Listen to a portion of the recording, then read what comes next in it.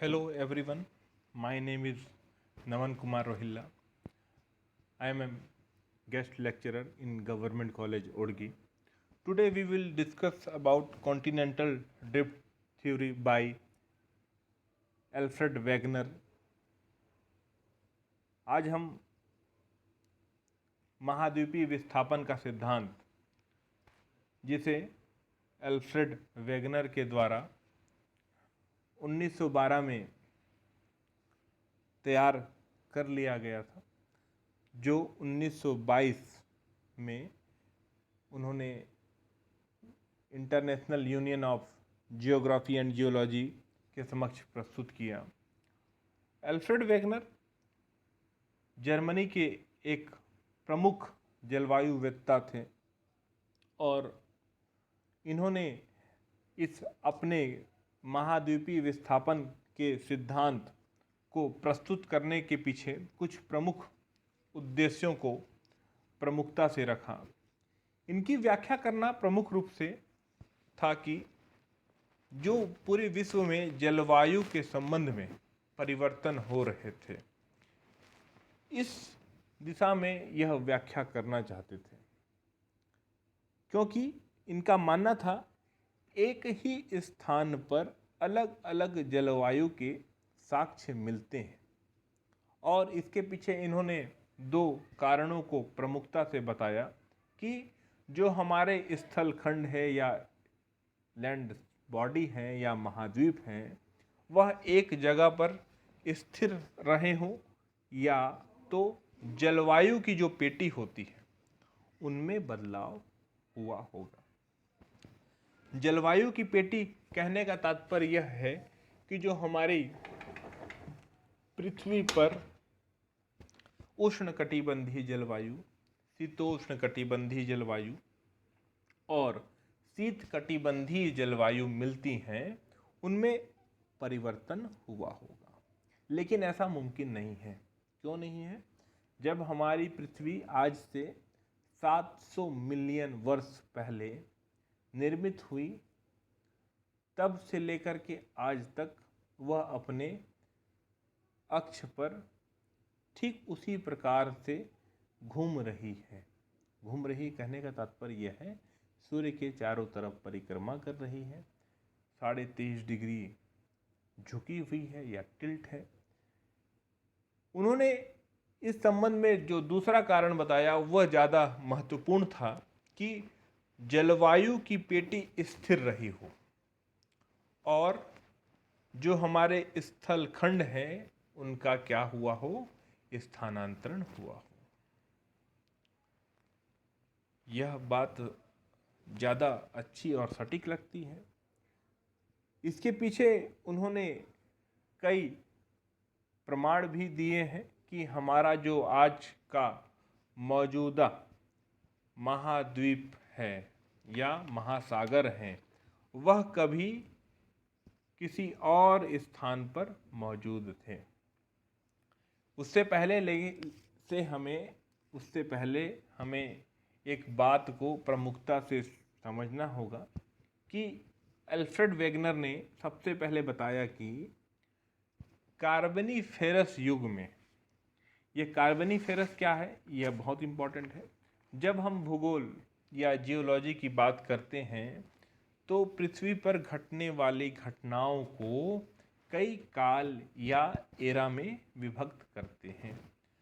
कार्बनीफेरस की घटना आज से 345 मिलियन वर्ष पहले घटी थी और वह बताते हैं कि कार्बनीफेरस युग में आज वर्तमान में जितने भी महाद्वीप हैं, सभी एक साथ एक ही जगह पर मौजूद थे, जिसे उन्होंने पेंजिया नाम दिया। और वर्तमान में जो भी 5 महासागर हैं उन्हें उन्होंने पेंथालाजा कहा। और वह बताते हैं कि जुरासिक काल के अंत में जो हमारा पेंजिया था वह 2 भागों में टूट जाता है। उत्तरी भाग को उन्होंने लॉरेशिया या अंगारा लैंड कहा और जो दक्षिणी भाग था उसे गोंडवाना लैंड कहा। बीच में जो महासागर खुला, नया महासागर खुलने का तात्पर्य यह है कि जब सभी महाद्वीप एक साथ मौजूद थे तो उसके चारों तरफ क्या था? पानी था। उसी को इन्होंने क्या कहा? पैंथालाजा महासागर कहा। जब हमारा पेंजिया दो भागों में टूट गया तो टूटने के बाद जो उस दोनों के बीच में गैप बना, वहाँ पर पेंजिया के स्थान पर जो गैप बना वहाँ पर पैंथालाजा का जल समाने लगा।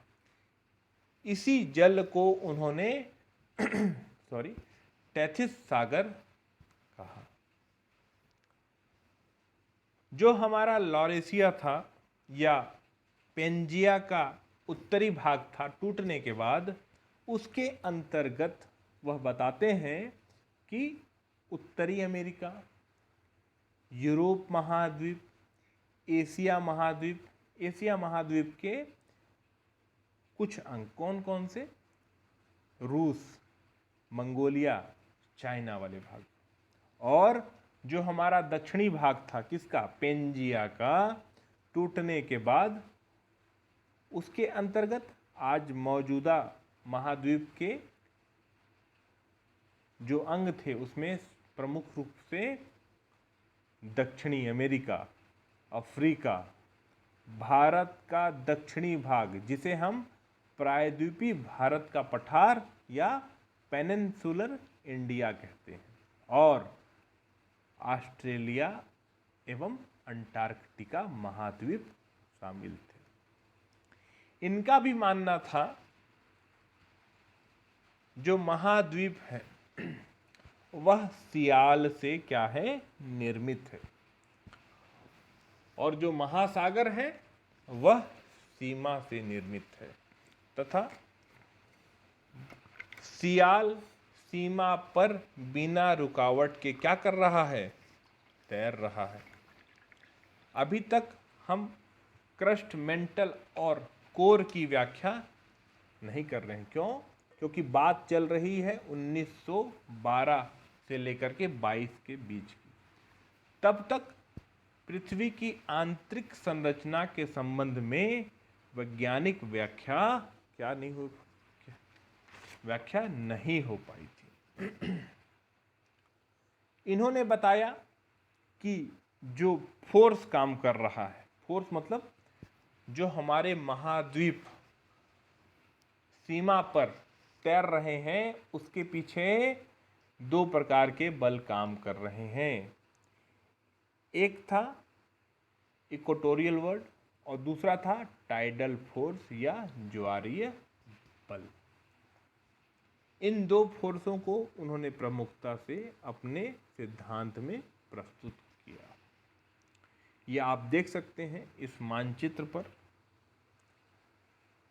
पहले मानचित्र पर पेंजिया दिखा रहा है आपको, और उसके चारों तरफ पैंथालाजा का जल है, महासागर है।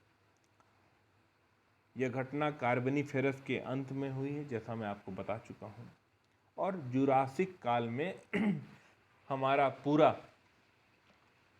जो एक महाद्वीप था जिसे हम पैंथालासा कहते थे, वह टूट गया था। जुरासिक काल कब से कब तक था? यह 190 मिलियन वर्ष पहले की घटना है।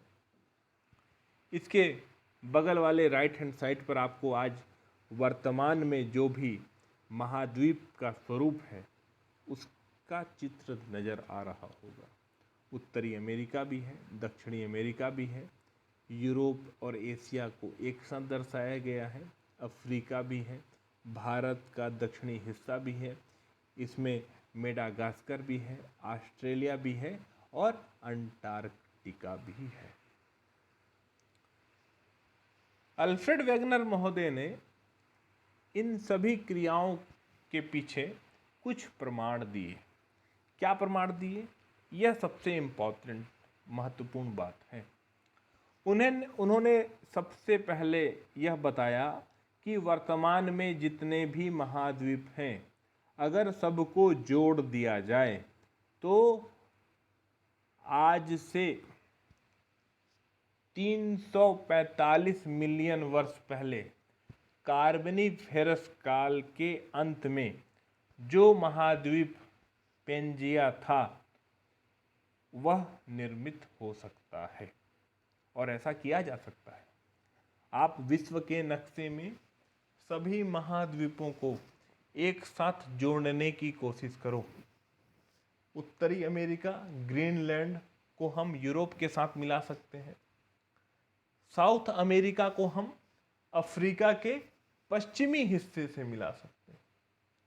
ऑस्ट्रेलिया और इंडोनेशिया, जावा, ब्रुनोई जैसे छोटे छोटे जो देश हैं उसको हम अफ्रीका के पूर्वी हिस्से से मिला सकते हैं, तथा जो अंटार्कटिका का भाग है उसे हम दक्षिण अमेरिका और अफ्रीका और ऑस्ट्रेलिया के दक्षिणी हिस्से से मिला करके पेंजिया का स्वरूप दे सकते हैं।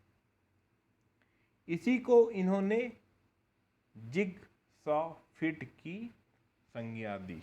जिगसॉ फिट क्या होता है? एक टेढ़ी मेढ़ी रेखा या पजल के समान एक आकृति जिसे हम क्या करते हैं, मिलाते हैं, एक दूसरे से जोड़ते हैं और एक नई आकृति का निर्माण करते हैं। उन्होंने दूसरा प्रमाण यह दिया कि जो अटलांटिक महासागर हैं उसके दोनों तट कहने का मतलब है उत्तरी अमेरिका तथा दक्षिणी अमेरिका का पूर्वी तट तथा यूरोप का पश्चिमी भाग और अफ्रीका का पश्चिमी भाग में जो चट्टानें या जो एलिमेंट या जिनका निर्माण जिन भी पदार्थों से हुआ है उनकी आयु में समानता है या उनके फॉर्मेशन में इक्विलिटी है, जो एक समान है। यह इस बात को सिद्ध करता है कि कभी न कभी हमारा जो महाद्वीप है वह एक साथ एक ही स्थान पर क्या था, मौजूद था। और बताते हैं ये क्या है, अल्फ्रेड वेगनर महोदय जर्मनी के रहने वाले थे, है ना। ये बात चल रही 1912 और 22 के बीच की। ये पूरी दुनिया की यात्रा तो नहीं कर सके, लेकिन जर्मनी के होने के साथ साथ इन्होंने अफ्रीका के पश्चिमी किनारे की यात्रा की, अमेरिका के पूर्वी तट की यात्रा की, यूरोप के पश्चिमी तट की यात्रा की। तो उन्होंने अपने अध्ययन में पाया कि अमेरिका के पूर्वी तट पर जो पर्वत है और पश्चिमी यूरोप में जो पर्वत है, दोनों के चट्टानों की उत्पत्ति का समय एक है। दोनों में मिलने वाले खनिज तत्वों की जो आयु है वह एक समान है। यहाँ तक कि उन्होंने बताया कि जो दोनों तट हैं, दोनों तट कहने का मतलब है अमेरिका मतलब इसमें उत्तरी अमेरिका भी शामिल है और दक्षिणी अमेरिका भी शामिल है। यह पहला तट हुआ। और दूसरा तट पश्चिमी यूरोप और पश्चिमी अफ्रीका में जो भी जीवाश्म और वनस्पति के अवशेष उन चट्टानों में मौजूद हैं, दोनों की आयु भी क्या है, समान है। इन्होंने अगला प्रमाण बताया, जो स्कैंडिनेवियाई देश हैं। स्कैंडिनेवियाई देश कहने का मतलब होता है, अगर आप विश्व के मानचित्र पर देखोगे तो यूरोप के सबसे उत्तर में स्वीडन, डेनमार्क, फिनलैंड जैसी कंट्रियों को स्कैंडिनेवियाई देश कहा जाता है। इसका नामकरण कैसे पड़ा, इसके पीछे और कहानी है, हम उस पर नहीं जाएंगे। जो स्कैंडिनेवियाई देश हैं उन देशों में एक छोटे जीव मिलते हैं जिसे लेमिंग कहा जाता है।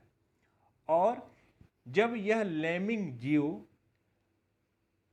अधिक मात्रा में या संख्या पर होने के बाद ये क्या करते हैं, पश्चिम दिशा की ओर भागते हैं या चल करके जाते हैं।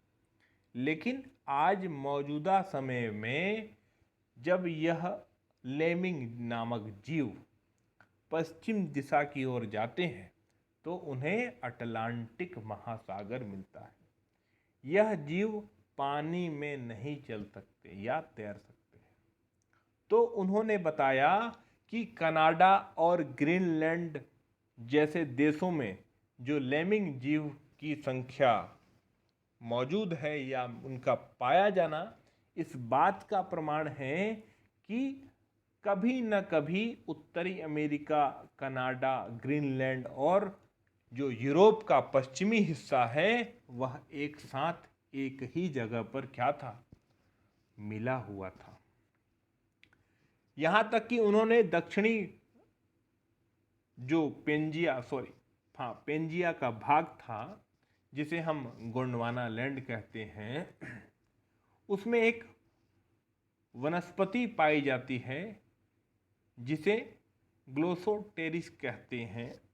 वह भारत, अफ्रीका, ऑस्ट्रेलिया और अंटार्कटिका महाद्वीप में क्या मिलती है, प्रमुखता से मिलती है। और हमें पता है कि यह सभी महाद्वीप या तो उष्णकटिबंधीय क्षेत्र में है, या तो शीतोष्णकटिबंधीय क्षेत्र में है, या तो शीतकटिबंधीय क्षेत्र में है। लेकिन एक किस्म की वनस्पति 3 प्रकार की जलवायु दशाओं में मौजूद नहीं हो सकती है। उन्होंने जीवाश्म के अध्ययन से इस बात को सिद्ध किया कि पेंजिया का उत्तरी भाग ही नहीं, साथ ही साथ पेंजिया का दक्षिण भाग भी क्या था, एक साथ एक ही स्थान पर मौजूद था। उन्होंने अगला प्रमाण दिया दक्षिणी भाग गोंडवाना लैंड के ऊपर कि कार्बनीफेरस युग में पूरे पृथ्वी के जो महाद्वीप हैं उन पर हिमानीकरण का प्रभाव था। हिमानीकरण क्या होता है, जब हमारे पूरे महाद्वीप हिम की चादर से ढक जाते हैं या बर्फ से ढक जाते हैं। जैसे आज हमारे अंटार्कटिका महाद्वीप और आर्कटिक महाद्वीप हैं, जो यह क्या है, यह बर्फ से ढके हुए हैं। इन्होंने बताया कि कार्बनीफेरस युग में दक्षिणी गोलार्ध में, दक्षिणी गोलार्ध कहने का मतलब है जो गोंडवाना लैंड का हिस्सा था, वह हिमानीकरण के प्रभाव से ग्रसित था, जिसमें ब्राजील, फाकलैंड, साउथ अफ्रीका, प्रायद्वीपीय भारत, ऑस्ट्रेलिया और अंटार्कटिका पर इसकी क्या होती है, उनका प्रभाव पड़ता है। इसके साक्ष्य आज भी भारत में मौजूद हैं। जो भारत में जबलपुर में, जो मध्य प्रदेश पर है, वहाँ पर एक वाटरफॉल या जलप्रपात है जिसे भेड़ा घाट कहा जाता है। वहाँ पर मिलने वाले गोलाश्म चट्टान या पत्थर इसी हिमानीकरण के प्रभाव के कारण निर्मित हुए हैं, जिसे टॉर्स कहते हैं। टार्च नहीं, टॉर्स, जो हिमानीकरण के प्रभाव के कारण उनका निर्माण होता है। इन्हीं सभी व्याख्याओं को देखते हुए एफ.बी. टेलर महोदय ने और एल्फ्रेड वेगनर महोदय ने महाद्वीपीय विस्थापन के सिद्धांत की व्याख्या करते हुए एक नए तथ्य को भूगोल में समाहित करने की कोशिश किया। और इन दोनों के काम के प्रमाण से प्लेट विवर्तनिक सिद्धांत की उत्पत्ति होती है।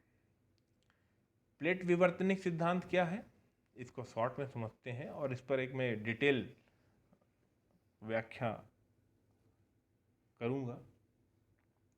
आज हमारे महाद्वीप, जितने भी महाद्वीप हैं हमारे पृथ्वी पर, वह कई खंडों में विभक्त हैं। इन्हीं बटे हुए विभक्त महाद्वीपों को प्लेट कहा जाता है। विवर्तनिक का मतलब होता है कोई बल होता है जो इन्हें क्या करता है, एक स्थान से दूसरे स्थान पर ले जाता है। लेकिन F.B. टेलर एवं एल्फ्रेड वेगनर ने इस दिशा में सर्वप्रथम प्रयास किया था। आज के लिए इतना ही। Thank you for watching.